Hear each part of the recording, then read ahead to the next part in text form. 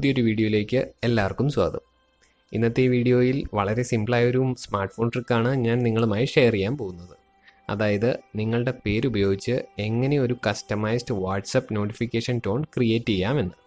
And ഇതിനെപ്പറ്റി കൂടുതൽ അറിയാൻ നിങ്ങൾ ഈ വീഡിയോ മുഴുവനായും കാണാൻ ശ്രമിക്കുക. സോ നമുക്ക് വീഡിയോയിലേക്ക് പോകാം.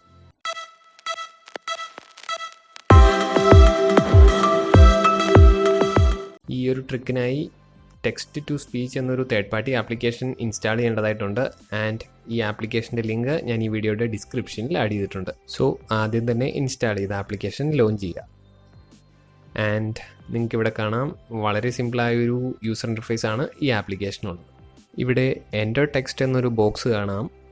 ആൻഡ് അതിൽ നിങ്ങൾക്ക് എത്തരത്തിലുള്ള നോട്ടിഫിക്കേഷൻ ടോണാണോ സെറ്റ് ചെയ്യേണ്ടത് ആ രീതിയിലുള്ള ടെക്സ്റ്റ് ടൈപ്പ് ചെയ്ത് കൊടുക്കുക. ആൻഡ് ഞാനിവിടെ എൻ്റെ പേരിന് ശേഷം you have A new message എന്ന് ടൈപ്പ് ചെയ്യാനാണ് ഉദ്ദേശിക്കുന്നത്. So I will just type that here.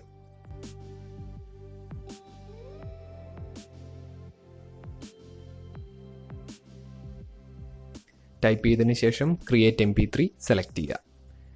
And നിങ്ങൾക്ക് ഇവിടെ കാണാം MP3 ക്രിയേറ്റ് ആയിട്ടുണ്ട്. സോ ഞാനിവിടെ ജസ്റ്റ് ഇതൊന്ന് പ്ലേ ചെയ്യാം. Vineet, you have a new message.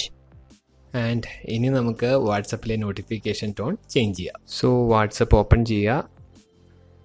അതിനുശേഷം സെറ്റിങ്സിൽ ചെന്ന് നോട്ടിഫിക്കേഷൻ സെലക്ട് ചെയ്യുക. അതിൽ നമ്മൾ നേരത്തെ ക്രിയേറ്റ് ചെയ്ത് വെച്ചിരിക്കുന്ന ആ MP3 സെലക്ട് ചെയ്ത് കൊടുക്കുക.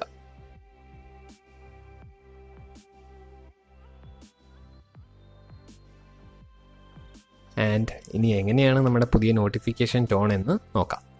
Vineet, you have a new message. So ഇങ്ങനെയാണ് നിങ്ങളുടെ പേരുപയോഗിച്ച് കസ്റ്റമൈസ്ഡ് ആയ ഒരു വാട്സപ്പ് നോട്ടിഫിക്കേഷൻ ടോൺ സെറ്റ് ചെയ്യുന്നത്. ആൻഡ് ഈ വീഡിയോ നിങ്ങൾക്ക് ഇഷ്ടമായെങ്കിൽ തീർച്ചയായും ലൈക്ക് ചെയ്യാനും അതുപോലെ തന്നെ ഷെയർ ചെയ്യാനും മറക്കരുത്. മറ്റൊരു വീഡിയോയിൽ വീണ്ടും കാണാം. Till then, keep sharing and keep supporting.